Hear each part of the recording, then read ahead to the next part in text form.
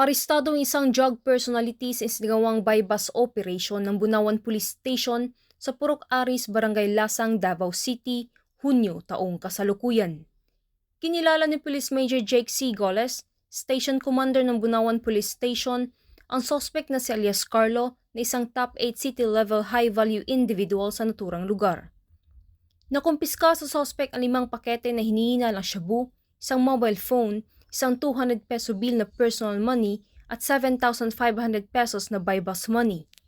Ayon pa kay Police Major Goles, ang suspect ay nasa kustodiyan ng sabing stasyon upang dumaan sa tamang disposisyon at maharap sa kasong paglabag sa Republic Act 9165 o Comprehensive Dangerous Drugs Act of 2002.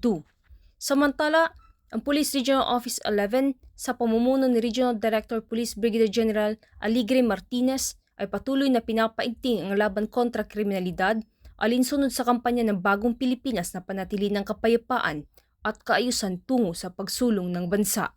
Mula dito sa Police Regional Office 11, ako ang inyong PNN Correspondent, Patrolwoman Sheena May Ilagan, alagad ng batas taga-taguyod ng Balitang Pulis.